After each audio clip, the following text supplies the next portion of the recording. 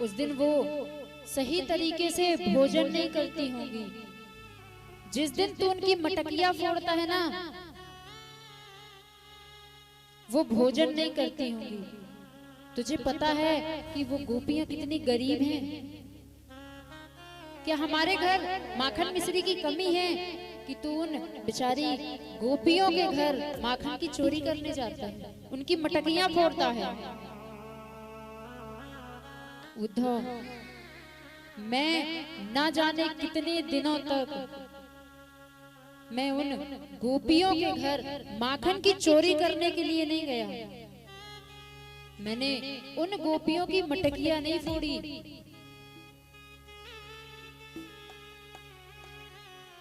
उद्धव, पता है वो गोपियां नंद महल आकर यशोदा मैया से कहती कि क्यों मैया, क्या कन्हैया सिर्फ तेरा ही लाला है? क्या कन्हैया सिर्फ तेरा ही बेटा है, हमारा कुछ नहीं है? तू कहती है कि जिस दिन कन्हैया हमारे घर माखन की चोरी करने आता है उस दिन हम भोजन नहीं करते। तू कहती है कि कन्हैया जिस दिन हमारी मटकियां फोड़ता है उस दिन हम भोजन नहीं करते। मैया, तू कहती है कि हम गरीब हैं। कन्हैया, तू क्यों उन गोपियों के यहाँ माखन की चोरी करने जाता है? मैया, सही मायने में तो गरीब हम उस दिन हो जाएंगे जिस दिन कन्हैया हमारे यहाँ माखन की चोरी करने नहीं आएगा। सही मायने में तो मैया भोजन ग्रहण हम उस दिन नहीं करते जिस दिन कन्हैया हमारी मटकियां नहीं फोड़ता। गरीब तो हम तब हो जाएंगे जब कन्हैया हमारा साथ छोड़ देगा। तू कहती है कि हम गरीब हैं। अरे मैया, हमसे बड़ा धनवान दूसरा कोई नहीं है जिसके साथ स्वयं कन्हैया हो। भला वो कैसे गरीब हो सकता है? क्या कन्हैया सिर्फ तेरा ही लाला है? कन्हैया क्या सिर्फ तेरा ही बेटा है, हमारा कुछ नहीं है? उद्धव, सही मायने में तो सबसे ज्यादा दुख मैंने अपनी राधा रानी को दिया है। मेरी राधा रानी मुझसे इतना प्रेम करती है। सबसे ज्यादा दुख तो मैंने अपनी राधे को दिया है। और ना जाने कितने देर तक भगवान राधा राधा राधा करके रो रहे हैं। उद्धव जी भगवान से कहते हैं कि प्रभु, अरे आप उन अनपढ़ गवार ब्रजवासियों के लिए रो रहे हैं। आप चाहते तो उन अनपढ़ गवार ब्रजवासियों को समझा सकते थे कि मैं किसी का पुत्र नहीं हूं, मैं किसी का मित्र नहीं हूं, मैं तो भगवान हूं। आप उन अनपढ़ गवार ब्रजवासियों के लिए इतना रो रहे हैं। भगवान कहते हैं अनपढ़ गवार। उद्धव जी कहते हैं हाँ प्रभु, ब्रजवासी कहाँ गुरुकुल गए होंगे? भगवान उद्धव जी से कहते हैं उद्धव, वैसे तो मैं भी मात्र 1 वर्ष के लिए गुरुकुल गया हूं और 1 वर्ष में मैंने कितनी शिक्षा ग्रहण की होगी। भगवान उद्धव जी कहते हैं प्रभु, आप तो स्वयं ज्ञान के भंडार हैं, ज्ञान के प्रकाश हैं। भला आपको गुरुकुल जाने की क्या आवश्यकता है? स्वयं ज्ञान आपसे उत्पन्न होता है। भगवान को मिला मौका, क्योंकि उद्धव जी सिर्फ ज्ञान को महत्व देते थे। उद्धव जी ज्ञान को बड़ा समझते थे। ज्ञान से बड़ा कुछ नहीं होता। उद्धव जी ज्ञान को महत्व देते थे, प्रेम को नहीं। भगवान को मिला मौका। भगवान ने उद्धव जी से कहा कि उद्धव, मैं उन ब्रजवासियों को नहीं समझा सका, तुम जाओ वृंदावन और वृंदावन जाकर ब्रजवासियों को ज्ञान के उपदेश दो। उन ब्रजवासियों को समझाओ कि कोई किसी का नहीं होता।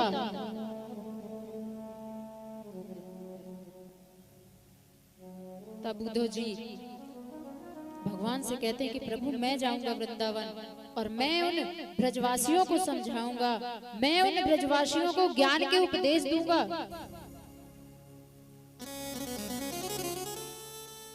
जब उद्धव जी वृंदावन जाने के लिए तैयार होते हैं, तब भगवान उद्धव जी से कहते हैं कि ठहरो उद्धव, अगर तुम ऐसे वृंदावन जाओगे ना तो बात करना तो दूर, कोई ब्रजवासी तुम्हारी तरफ देखेगा भी नहीं। उद्धव जी भगवान की तरह दिखते थे, चाल ढाल रंग रूप।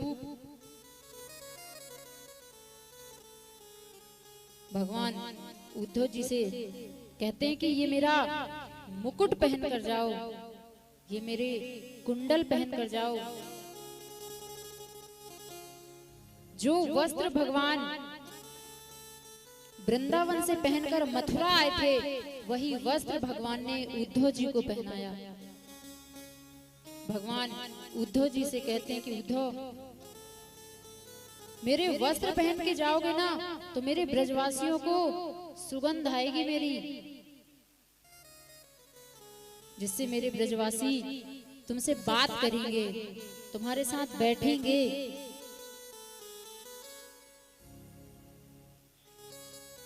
जिस रथ में बैठकर भगवान वृंदावन से मथुरा गए थे, आज उसी रथ में उद्धव जी मथुरा से वृंदावन आ रहे हैं, ब्रजवासियों को ज्ञान के उपदेश देने।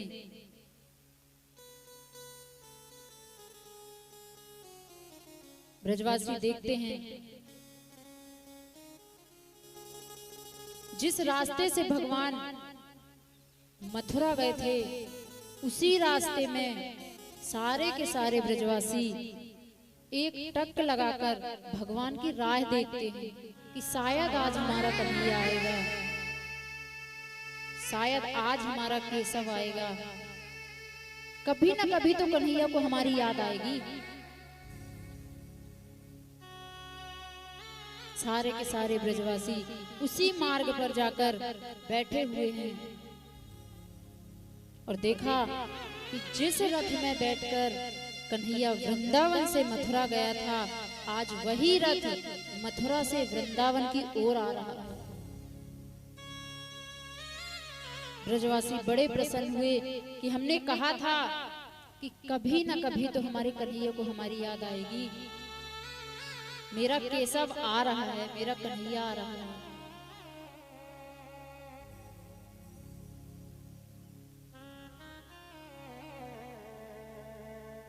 एक ब्रजवासी ने कहा कि कन्हैया ने मुझे बड़ा तड़पाया, बहुत रुलाया है मुझे, आज मैं कन्हैया को रुलाऊंगा। वो ब्रजवासी एक वृक्ष के पीछे जाकर छिप जाता है कि जब कन्हैया आएगा ना तो मैं कन्हैया के सामने नहीं जाऊंगा, और जब कन्हैया मुझे खोजेगा, मैं कन्हैया को दिखाई नहीं पड़ूंगा, तो जो पीड़ा मुझे हुई ना वही पीड़ा कन्हैया को भी महसूस हो। ब्रजवासी इतना प्रेम करते थे भगवान से। जैसे ही रथ उन ब्रजवासियों के निकट आया, उन्होंने देखा, सारे ब्रजवासियों ने देखा कि ये हमारा कन्हैया नहीं है, अरे ये तो कन्हैया का कोई सेवक है, कोई दूत है। उद्धव जी ने उन ब्रजवासियों से कहा कि नंद महल कहाँ है, यशोदा मैया का महल कहाँ है, मुझे कन्हैया ने भेजा है, मैं कन्हैया का दूत हूं। उन ब्रजवासियों ने उद्धव जी से कहा कि ये जो जल बह रहा है ना, आप इसी जल के साथ, ये कोई मामूली जल नहीं है, बल्कि ये यशोदा मैया के अश्रुपात हैं। जब से कन्हैया यशोदा मैया को छोड़कर गया है ना, यशोदा मैया एक क्षण के लिए भी, यशोदा मैया के आंख से आंसू नहीं रुके। ये यशोदा मैया के अश्रुपात हैं जो बह रहे हैं। इस जल के साथ जाओ, तुम्हें यशोदा मैया का, नंद बाबा का महल मिल जाएगा। उद्धव जी जैसे ही यशोदा मैया के महल में प्रवेश किया, भगवान ने सबका हुलिया बताया था उद्धव जी को।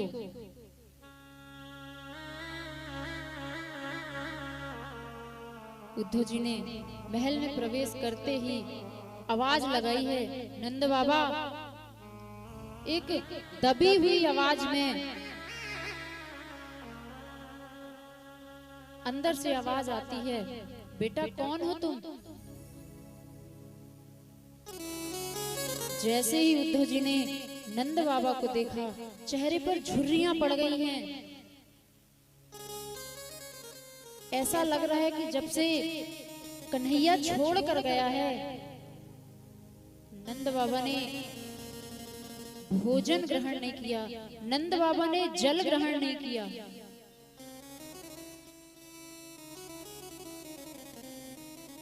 जैसे नंद बाबा ने उद्धव जी को देखा, यशोदा मैया ने सुना कि हमारे द्वार पर कोई आया हुआ है। यशोदा मैया भागती हुई अब आई, और जैसे यशोदा मैया ने उद्धव जी के स्वरूप को देखा, उद्धव जी भगवान की तरह दिखते थे। रंग रूप चाल ढाल सब कुछ भगवान की तरह थे उद्धव जी।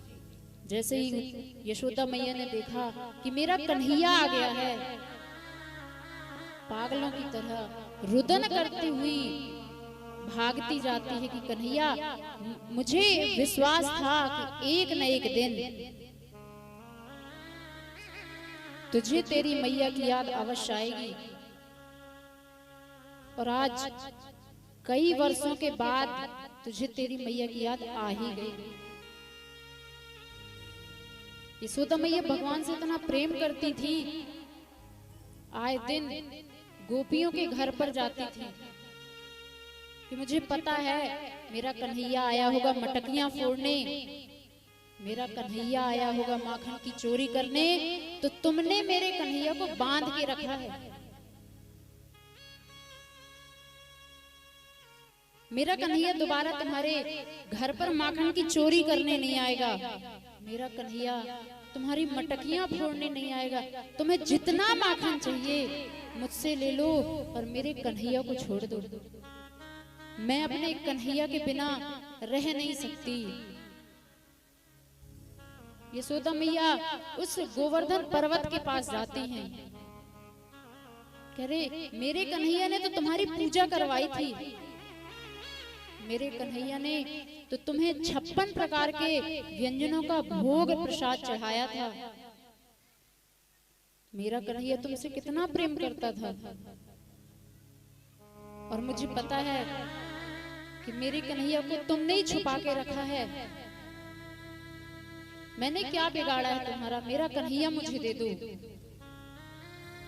पागलों की तरह यशोदा मैया यहाँ वहां भटकती है और सबसे कहती है कि मेरे कन्हैया को मुझे दे दो। मैं अपने कन्हैया के बिना जी नहीं सकती, मैं अपने कन्हैया के बिना रह नहीं सकती। जैसे यशोदा मैया ने उद्धव जी को देखा, रुदन करती हुई भागती हुई आई कि मुझे भरोसा था कि एक न एक दिन कन्हैया को अपनी मैया की याद अवश्य आएगी। और आज बड़े दिनों के बाद कन्हैया को अपनी मैया की याद आ ही गई। और जैसे यशोदा मैया उद्धव जी के नजदीक पहुंचती हैं और देखती हैं कि ये तो मेरा कन्हैया है ही नहीं, अरे ये तो उसका कोई दूत है, कोई सेवक है जो संदेशा लेके आया है। उद्धव जी यशोदा मैया से कहते हैं कि मैया मैं उद्धव हूं, मुझे कन्हैया ने भेजा है संदेश लेकर, मैं कन्हैया का संदेश लेकर आया हूं। यशोदा मैया रुदन करते करते मूर्छा को प्राप्त हो जाती हैं, बेहोश हो जाती हैं। नंद बाबा कहते हैं उद्धव जी से, उद्धव ये तब तक शांत रहती है जब तक मूर्छा को प्राप्त होती है, जब तक बेहोश रहती है, और जैसे ही ये अचेतन अवस्था में आती है, जैसे ही यशोदा को होश आता है, इसके आंखों से आंसू नहीं रुकते। और क्या कन्हैया इतना बड़ा राजा बन गया है कि उसे अपनी मैया की भी याद नहीं आती, उसे अपने बाबा की भी याद नहीं आती। इतना बड़ा राजा हो गया है कि उसने एक सैनिक द्वारा, उसने एक दूत के द्वारा संदेशा भेजा है। इतना बड़ा राजा हो गया है। जो कन्हैया कहता था मैया मैं तेरे बिना रह नहीं सकता, मैया मैं तेरे बिना जी नहीं सकता, आज उस कन्हैया को अपनी मैया की भी याद नहीं आ रही। उद्धव जी कहते हैं बाबा वो किसी का पुत्र नहीं है, वो किसी का मित्र नहीं है। आप इस बात को जितने जल्दी हो स्वीकार कर लीजिए कि कन्हैया आपका पुत्र नहीं है, कन्हैया आपका मित्र नहीं है, वो तो भगवान है। लीला करने आया था, उसकी लीला समाप्त हो गई तो वापस चला गया।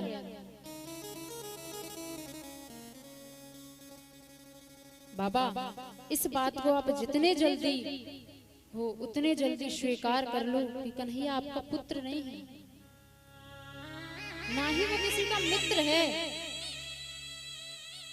वो तो लीला करने आया था, उसकी लीला समाप्त हो गई सो कन्हैया चला गया। जैसे ही नंद बाबा ने उद्धव जी की बात सुनी, नंद बाबा कहते हैं उद्धव जी मैं तो आपको बहुत विद्वान समझती थी, मैं तो आपको बहुत बड़ा ज्ञानी समझती थी, पर आप तो मामूली इंसान भी नहीं हैं। आप मुझसे कहते हैं कि मेरा कन्हैया किसी का पुत्र नहीं है, वो भगवान है। अरे आपको कहां से लगता है कि कन्हैया भगवान है? जो भगवान होते हैं ना वो झूठ नहीं बोलते। मेरा कन्हैया बात बात पे झूठ बोला करता था। जो भगवान होते हैं ना उन्हें किसी चीज की आवश्यकता नहीं पड़ती। मैंने कई बार अपने कन्हैया को भूख से बिलखते हुए देखा है, मैया जल्दी मुझे भोजन दे, मैया जल्दी मुझे माखन मिश्री दे, मुझे बड़ी भूख लगी है। आप कहते हो कि कन्हैया भगवान है, तो जो भगवान होते हैं ना भगवान से कभी गलती नहीं होती। मैंने ना जाने कितनी बार अपने कन्हैया को क्षमा मांगते देखा है। बात बात में मुझसे कन्हैया क्षमा मांगता था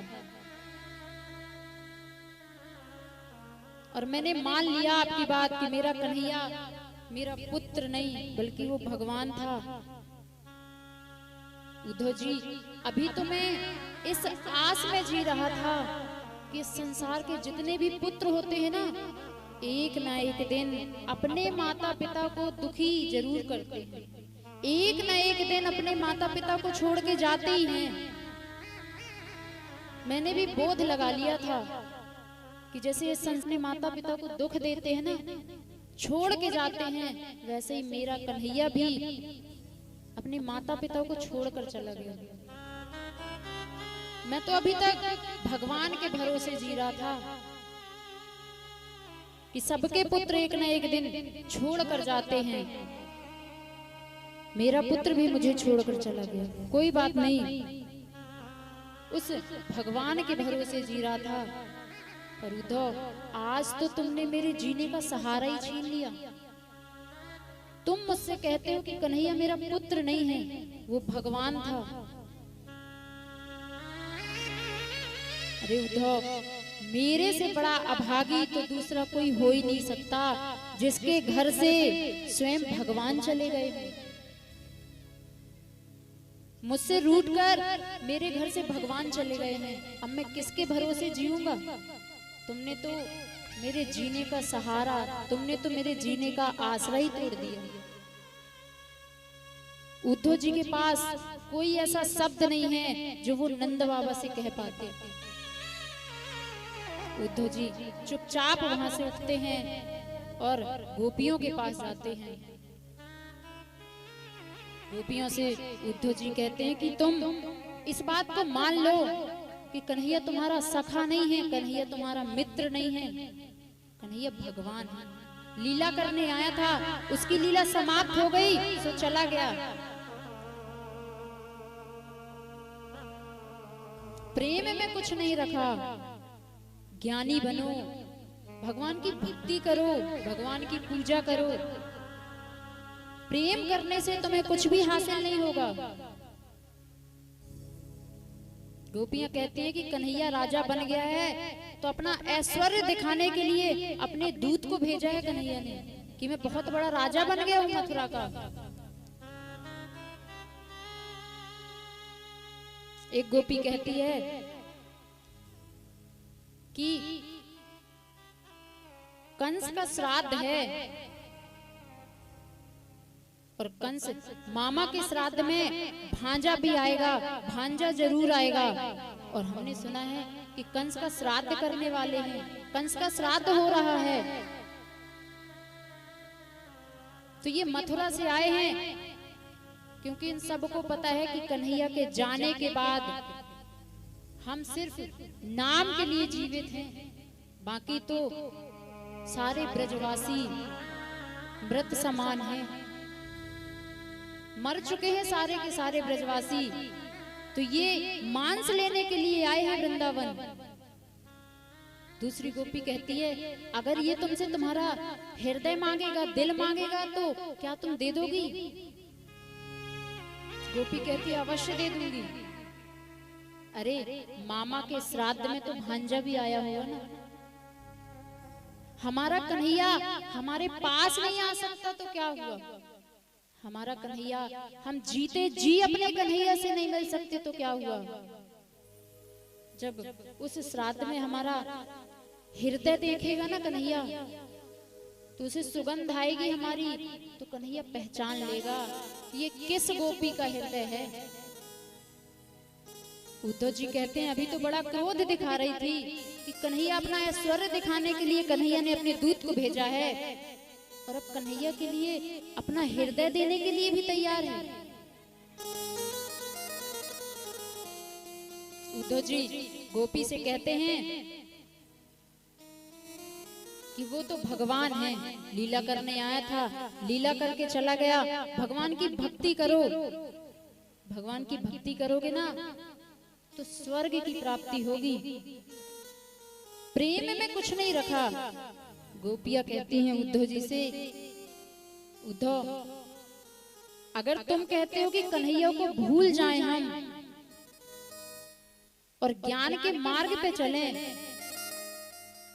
भगवान की भक्ति करें, तो उद्धव ऐसे स्वर्ग को ठोकर मारते हैं जिसमें कन्हैया को भूलना पड़े, तो ऐसे स्वर्ग को हम ठोकर मारते हैं। और कन्हैया को याद करने में, कन्हैया से प्रीति लगाने में अगर हमें नरक की प्राप्ति होती है तो जन्म जन्मांतर तक हम नरक लोक भोगने के लिए तैयार हैं। और ब्रज में बड़ा सुंदर भाव गाती हैं गोपियां।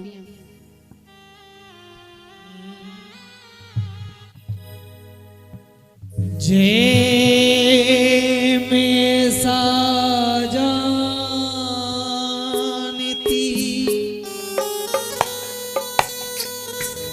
प्रीत करे दुख हो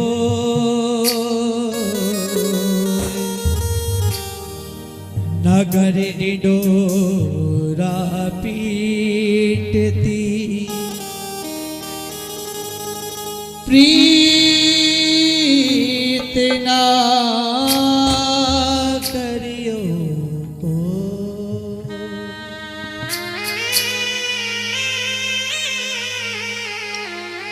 और गोपी कहती है हे उद्धव हम प्रेम दीवानी है वो प्रेम दीवाना हम प्रेम दीवानी है वो प्रेम दीवाना हम प्रेम दीवानी है वो प्रेम दीवाना हम प्रेम दीवानी है वो प्रेम दीवाना प्रेम दीवानी है वो प्रेम दीवाना ऊधो हमें ज्ञान की पोथी न पढ़ाना ऊधो हमें ज्ञान की पोथी न पढ़ाना ऊधो हमें ज्ञान की पोथी न पढ़ाना ऊधो हमें ज्ञान की पोथी न पढ़ाना प्रेम दीवानी है वो प्रेम दीवाना प्रेम दीवानी है वो प्रेम दीवाना।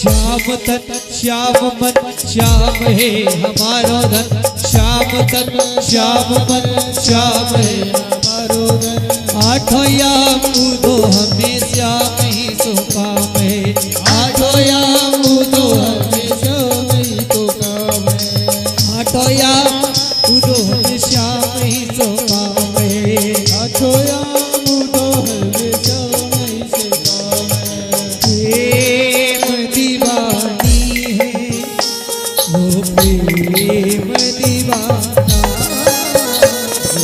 प्रेम दीवानी है वो प्रेम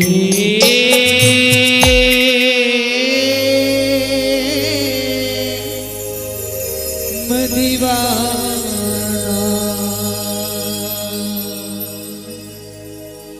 उदो सुदो है गया सुन गोपिन के बोल ज्ञान बजाई डुमडुमी प्रेम बजाए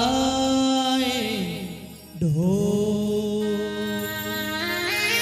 बोली राधा रानी की जय। प्रेम से बोलो। गोपियां कहती हैं उद्धव जी से कि आप कहते हैं कि ज्ञान के मार्ग पे चलो, भक्ति के मार्ग पे चलो। ज्ञान के मार्ग पे चलने से स्वर्ग की प्राप्ति होगी और प्रेम के मार्ग पे चलने से नरक की। जहां हमें हमारे कन्हैया को भूलना पड़े, ऐसे स्वर्ग को हम ठोकर मारते हैं। और जहां हमारा कन्हैया रहे और हमें, आप कहते हैं कि अगर हम प्रेम के मार्ग पे चलेंगे तो हमें नरक की प्राप्ति होगी, तो जन्म जन्मांतर तक नरक लोग भोगने के लिए तैयार हैं और ठोकर मारते हैं आपके स्वर्ग को। गोपियां कहती हैं उद्धव जी, आप अपने आप को बहुत बड़ा ज्ञानी बताते हैं ना, कि मैं बहुत बड़ा ज्ञानी हूं, तो मुझे ये बताइए कि ऐसी कौन सी प्रीति है जो जीवन भर, जीवन उपरांत हमारे साथ रहती है। ऐसी कौन सी प्रीति है जो जन्म जन्मांतर तक हमारे साथ रहे, और ऐसी कौन सी प्रीति है जो बहुत जल्दी नष्ट हो जाए, जो बहुत जल्दी समाप्त हो जाए। उद्धव जी कहते हैं कि जहां स्वार्थ होगा वो बहुत जल्दी नष्ट हो जाएगी, समाप्त हो जाएगी।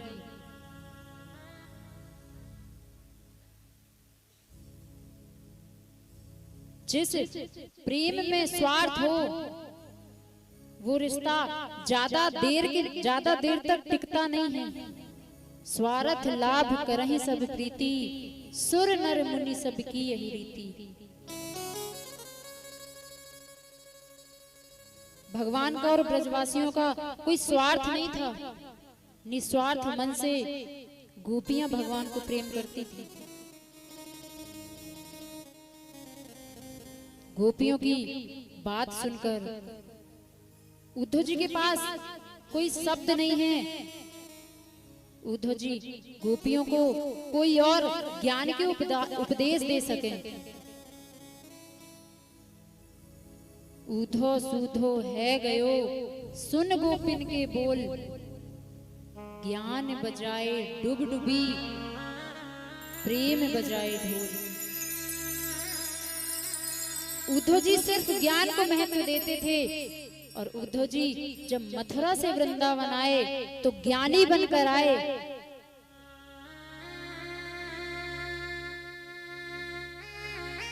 उद्धव जी उन ब्रजवासियों को ज्ञान के उपदेश देने आए थे,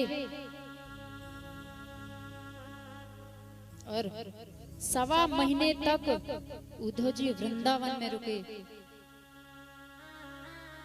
ज्ञानी बनकर आए थे। और आज प्रेमी बनकर उद्धव जी वृंदावन से मथुरा गए हैं। और जैसे ही उद्धव जी मथुरा पहुंचे, मथुरा पहुंचकर जैसे ही उद्धव जी भगवान के कक्ष में पहुंचे, भगवान को देखकर उद्धव जी कहते हैं कि प्रभु कृपालु दयालु,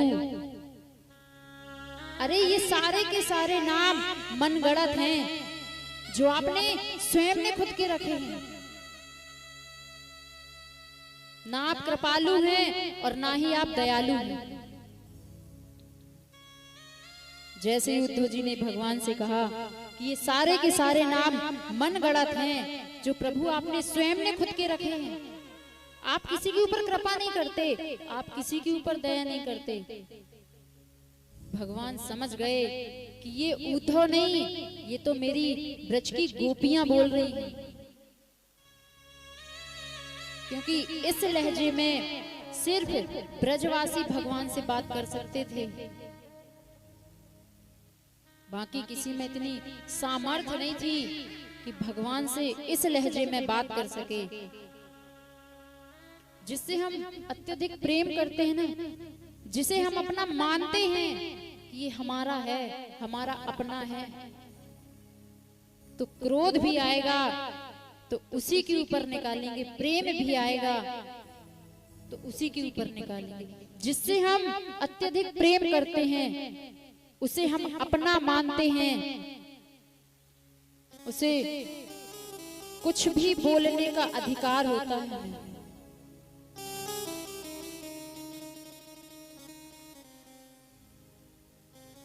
भगवान समझ गए कि ये उद्धव नहीं बल्कि मेरी ब्रज की गोपियां बोल रही हैं।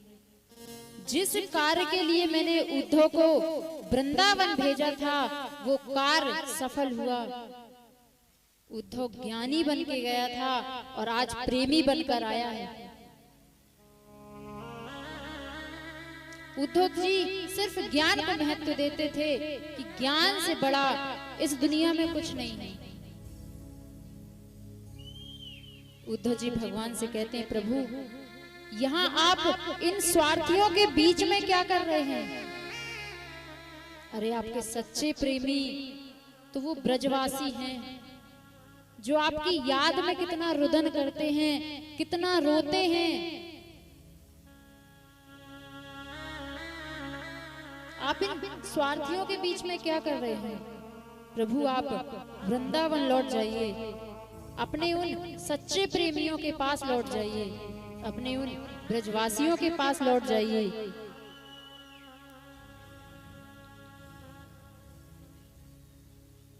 भगवान कहते हैं, उद्धव यही तो मैं कर नहीं सकता। मैं उन ब्रजवासियों के लिए उनका पुत्र हूँ, उनका मित्र हूँ, उनका सखा हूँ। यहाँ मैं अपनी देवकी मैया के जब हृदय से लगता हूँ ना, तो मेरी देवकी मैया सकुचाती है। वो सोचती है कि ये तो भगवान है, इसे क्या लाड़ दुलाड़ करूं।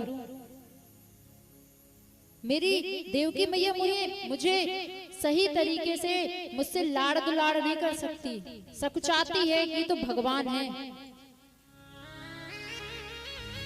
और मेरी यशोदा मैया मुझे खंबे से बांध कर रखती थी।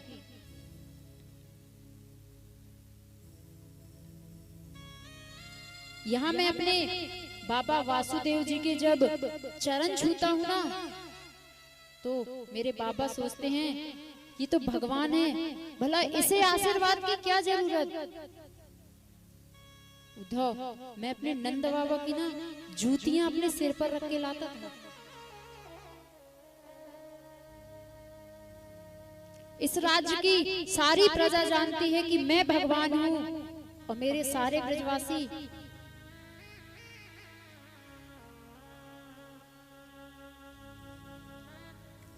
शेष महेश गणेश दिनेश सुरेश हु जाए निरंतर ध्यावे, ताहि अहीर की ठोकरियां छछिया भर छाछ पर नाच नचावे।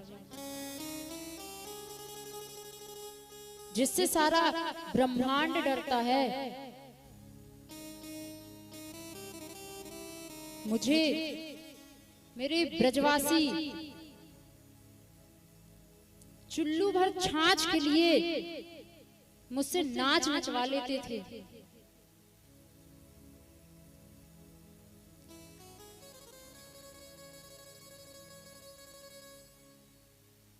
उद्धव जी कहते हैं, प्रभु आप वृंदावन नहीं जा सकते,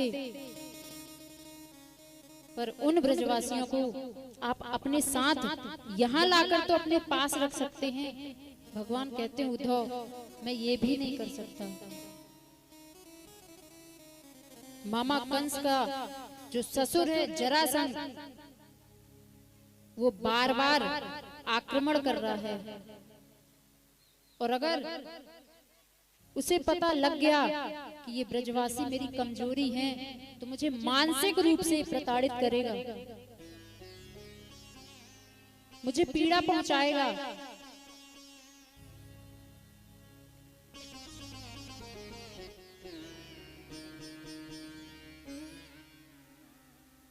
उद्धव जी भगवान से कहते हैं, प्रभु आपके सच्चे प्रेमी तो वो ब्रजवासी हैं जो आपसे इतना प्रेम करते हैं, आपको इतना याद करते हैं, आपकी याद में इतना रुदन करते हैं, रोते हैं।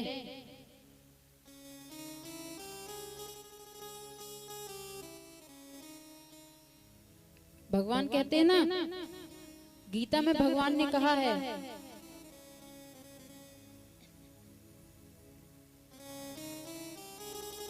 नाहम वसामि वैकुंठे योगी नाम हृदय नचा मद भक्ता यत्र गायत्री तत्र तिष्ठामि नारद। हे नारद, मैं वैकुंठ में वास नहीं करता, नाहम वसामि वैकुंठे योगी नाम हृदय नचा। नारद, ना ही मैं वैकुंठ में वास करता हूँ, ना ही संतों के योगियों के हृदय में वास करता हूँ। ना हम